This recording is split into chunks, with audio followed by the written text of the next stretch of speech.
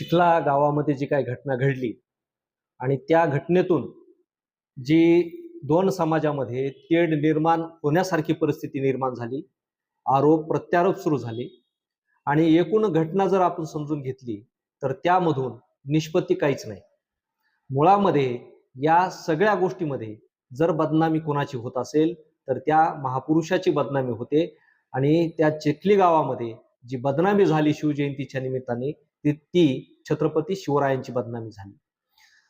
त्याचं कारण असं, कारण जो कोणी पुतळा बसविला असेल तो पुतळा बसविणंच योग्य नाही. म्हणजे मी त्या गावकऱ्यांची बाजू घेत नाही किंवा पुतळा बसविणाऱ्याची सुद्धा बाजू घेत नाही, की ज्याला कोणाला पुतळा बसवायचा आहे, जो कोणी त्या महापुरुषाच्या छत्रपती शिवरायांच्या प्रेरणेतून त्यांना आदर्श मानून प्रेरित झालेला आहे, ही विचारांची प्रेरणा जरी असली तरी ती कर्तृत्वाची कर्माची प्रेरणा नाही. कारण तुम्हाला जर महापुरुष तुमच्या आचरणात आणायचे असतील, तुमच्या डोक्यामध्ये महापुरुष आणायचे असतील तर त्या महापुरुषांना अभिप्रेत असलेली कृती अगोदर तुम्ही अंमलात आणणं आवश्यक आहे आणि त्या वाटेवर तुम्ही चालणं आवश्यक आहे. तुम्ही जर त्या वाटेवर फक्त नाव घेण्यापुरतं, जयघोष करण्यापुरतं जर चालत असताल आणि त्या चालण्यातून जर तुम्ही अशी एखादी कृती करीत असताल तर ती कृती योग्य नाही. ते तुमचं वरवरचं पुतना मावशीचं प्रेम आहे. अशातून होतं काय माहिती का, की आपण आपल्या महापुरुषांना दिखाव्याची साधनं करतो. म्हणजे महापुरुष हे काय अलंकार आहेत का, की जेव्हा पाहिजे तेव्हा उचलले, समाजामध्ये मिरवण्यासाठी आपण त्यांच्या नावाचा आधार घेतला, समाजामध्ये आपली प्रतिष्ठा वाढवावी म्हणून त्यांच्यासाठी जयंती साजरी केली किंवा त्यांच्या एखाद्या पुतळ्याला हार घातला किंवा त्यांची एखादी प्रतिमा उभा केली. अशा पद्धतीचं महापुरुषांची जी काय अवहेलना आहे ही सगळ्यात अगोदर बंद झाली पाहिजे. आणि मुळामध्ये याला दिशा देण्यासाठी कुणीही बोलत नाही. बोलतात कुठल्या विषयावर, त्यातून काय तेढ निर्माण झाली, कोणावर अन्याय झाला, कोण काय बोललं, कोणी काय आक्षेप घेतले, म्हणजे याच्यामधून राजकारणापेक्षा तुम्ही तुमच्या मनातली अघोरी जी काही तुमची व्यक्तिमत्वामध्ये ठासून भरलेली विषय ते तुम्ही बाहेर काढताय. म्हणजे बाहेर काढण्याचा मार्ग कोण झालं, माध्यम कोण झालं, महापुरुष झाले. त्यांना कशामुळे याच्यामध्ये तुम्ही ओढताय? तुम्हाला पुतळे जर ओढायचे बांधायचे असतील, उभे करायचे असतील तर किमान 10-20 वर्ष पाठीमागं तुम्ही त्या छत्रपती शिवरायांच्या मार्गावरती, मग ते डॉक्टर बाबासाहेब आंबेडकर असतील, महात्मा फुले असतील आणि सर्व महापुरुष असतील, त्यांनी त्यांच्या चरित्रातून जी समाजाला दिशा दिली त्या दिशेवरती, त्या कृतीवरती तुम्ही चाललेले असले पाहिजे. तेव्हाच तुम्हाला अधिकार बनतो त्या अशा कृती करण्याचा. उठला सुटला कुणी पुतळा बसवेल, ते पुतळा बसवल्यानंतर त्या पुतळ्याचं काय होतं कोणी बघत नाही. जयंती येईपर्यंत त्या पुतळ्यावरती किती धूळ साचली, त्याच्यावरती किती पक्षी येऊन बसले, त्या पुतळ्याच्या अवतीभोवती किती कुत्रे मांजरं येऊन बसले, हे बघायला कोणी बसविणारा जात नाही कधी. त्याला पुतळा बसवायचा असतो, 4-2 माणसामध्ये बातम्या छापून आणून प्रतिष्ठा मिरवायची असते आणि त्यातून त्याला स्वतःचा राजकीय मार्ग तयार करायचा असतो. तेवढ्या पुरताच महापुरुषांचा वापर होतो असं मला वाटतं.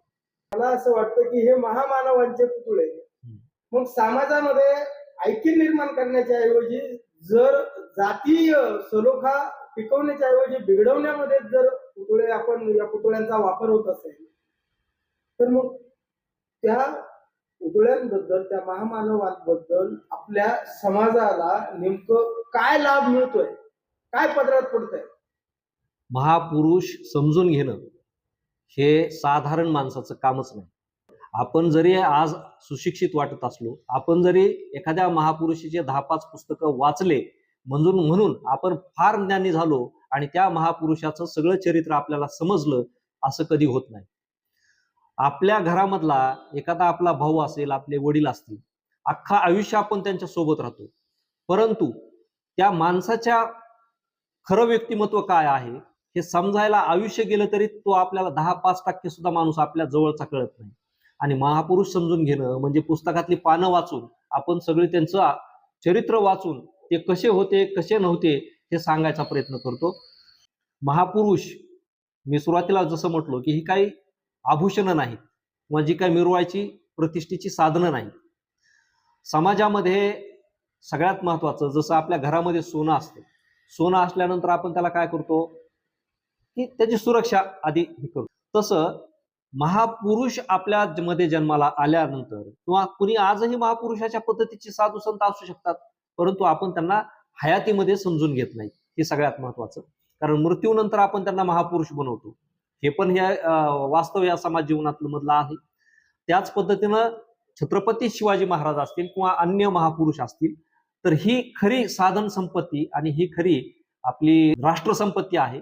आणि त्या संपत्तीला जपायचं असेल तर आपण अत्यंत सावधगिरीनं, शिस्तीनं ते समजून घेत असताना प्रत्येक पाऊल उचललं पाहिजे. कारण ही संपत्ती म्हणजे खरं आपलं ऐश्वर आहे, समाजाचं आहे, राष्ट्राचं आहे. सर, आतापर्यंत शिवाजी महाराजांच्या नावानं आपण मुसलमानांना शिव्या घालत आलो बघा. म्हणजे आपण हिंदू मुस्लिम करण्यामध्ये आणि टोकाचा संघर्ष, उन्माद, अहंकार किंवा राजकीय स्वार्थ, म्हणजे राजकीय स्वार्थ साधण्यासाठी आपण या महापुरुषांच्या नावाचा वापर करत आलेलो आहोत, अशी उदाहरण आहे. पण आता छत्रपती शिवाजी महाराज यांचा जाती जातीमध्ये संघर्ष ज्यावेळेस वाढेल आणि त्यामध्ये छत्रपती शिवाजी महाराज यांच्यासारखा मानव त्यामध्ये आढळवा असेल, की जातीय दंगलीकडे किंवा जर त्या शिवाजी महाराजांच्या नावाने जातीय भेद करण्याचं काम केलं जात असेल, तर त्या तत्वाला आपण तिलांजली दिली आहे का? मुळामध्ये छत्रपती शिवाजी महाराजांचं 1674चं आज्ञापत्र आहे. त्या आज्ञापत्रामध्ये स्वतः महाराजांनी आज्ञा दिलेली आहे आणि समाजाला दिशा दिलेली आहे. त्या आज्ञापत्रामध्ये ते काय म्हणतात, ज्याचा तो धर्म त्यांनी करावा. म्हणजे इथं त्यांनी धर्माला कुठेही बंधन घातलेलं नाही. आणि आज आपण काय करतोय की छत्रपती शिवाजी महाराजांचा पुतळा म्हणजे हिंदुत्ववादी राजा आपण पुढे मांडतो. म्हणजे एका धर्माला त्याला बंदिस्त करायला आपण एवढ्या लायकीचे झालो का छत्रपती शिवाजी महाराजांना एका धर्मामध्ये आणि एका धर्मासाठी बंदिस्त करण्याच्या आपण लायकीचे आहोत का? म्हणून मी सुरुवातीला म्हटलो की आपला काय अधिकार आहे की महाराजांचा पुतळा उभा करण्याचा. कारण तुमच्यामध्ये ती लायकी नाही. कारण जिथं छत्रपती शिवाजी महाराज सांगतात की ज्याचा तो धर्म त्यांनी पाळावा, असे अनेक उदाहरण आहेत. छत्रपती शिवाजी महाराजांनी कुणावरतीही बंधन घातलं नाही. कारण छत्रपती शिवाजी महाराजांनी धर्माच्या पलीकडे मानवतेचं स्वराज्य या पृथ्वीवरती, या देशामध्ये सगळ्यात पहिल्यांदा निर्माण केलं. म्हणून तर छत्रपती शिवाजी महाराज हे जगतवंद्य झालेले आहेत. हा त्यांची जी कृती आहे ही आधी आपण समजून घेतली पाहिजे. आणि मग आपण जगासाठी काय करतोय, आपण मानवतेसाठी काय करतोय, याचं आत्मपरीक्षण आपण करून त्या मार्गावरती आपण चाललं तर आपण खरे शिवरायांचे पायी, शिवरायांचे मावळे. आणि तिथून पुढे आपण महाराजांसाठी आता काय करू शकतो, आता आपण महाराजांसाठी स्मारक तयार करू शकतो का, अशाच माणसाने तो विचार केला पाहिजे. आणि तोच माणूस जे काय कृती, जसं म्हणतो ना आपण आपल्या धर्मामध्ये पावित्र्य काय, तर असा माणूसच आहे योग्य ठरतो की त्या पवित्र हाताने ते जर पुतळे उभारले किंवा त्यांच्या हाताने जर शिवजयंत्या साजऱ्या झाल्या तर त्याला आपण खरा छत्रपती शिवरायांचा सन्मान झाला असं म्हणू. कारण छत्रपती शिवराय हे धर्माचे कुठल्याही आड येणारे नव्हते. आणि मग महाराजच जर कुठल्या धर्माच्या आड नसतील तर आपल्यासारख्या पामर लोकांनी अत्यंत तुच्छ पातळीवरती वागणूक असणाऱ्या आणि राजकीय हेतूनही प्रेरित असलेल्या, कारण राजकारण हे चांगल्या माणसाचं काम नाही.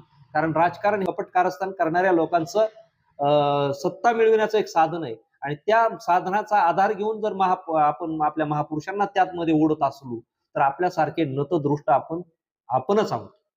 बरं, मग छत्रपती शिवाजी महाराजांच्या नावानं आता जे काही जातीय सलोखा बिघडवण्याचं काम करतायत, त्या चिखला गावामध्ये एकानंतर एक तिथे जात आहेत आणि उलट तिथं सामाजिक सलोखा कायम कसा ठेवावा या संदर्भात विचारलं होता. महाराष्ट्रभर ते लोण कसं पसरेल अशा संदर्भातली वक्तव्य बाहेर येत आहे. तर समाजाला म्हणजे त्या सर्व म्हणजे महाराष्ट्रातल्या सगळ्या समाजांना म्हणजे ज्यांच्यामध्ये सलोखा बिघडण्याचा धोका वाटतोय त्या दोन्ही समाजाला तुम्ही काय सांगाल? जसं महाराजांच्या काळामध्ये गड किल्ले होते तसे आता जात म्हणजे एक गड आहे, धर्म म्हणजे त्यापेक्षा मोठं राजधानी आहे. म्हणजे राजकारणाचे गड किल्ले जाती आणि धर्माचे झालेले. आणि त्याच्याही पुढं की समाजालाच ध्रुवीकरण करणं आणि दोन समाजाला विभक्त करून एकमेकाचं मताधिक्य, एकमेकाची समाजाची प्रतिमा डागाळणं, ह्याच्यासाठी ह्याचा वापर होतो. तर या महापुरुषांचा वापर ह्या राजकारणासाठी होतोय. कारण एका माणसानं प्रतिक्रिया देताना ह्या संदर्भात त्यानं म्हटलं होतं की कोणीतरी तिथे एक बाई आहे किंवा कुणीतरी एक राजकीय पक्षाचा माणूस आहे, त्यांना त्यातून मोठं व्हायचंय, त्यांना त्यातून त्यांचं राजकीय करिअर घडवायचंय आणि त्यासाठी हा समाज वेठीस धरला जातोय आणि समाजाला त्या माध्यमातून एक जाहिरातीचं, बातम्यांचं, प्रसाराचं माध्यम केलं जातंय आणि त्या माध्यमातून हे नेते घडत आहेत. त्या माध्यमातून समाज जोडला जात नाही. स्वतःला घडविण्यासाठी समाज विध्वंसित करण्याची प्रवृत्ती राजकारणामध्ये सध्या वाढलेली आहे.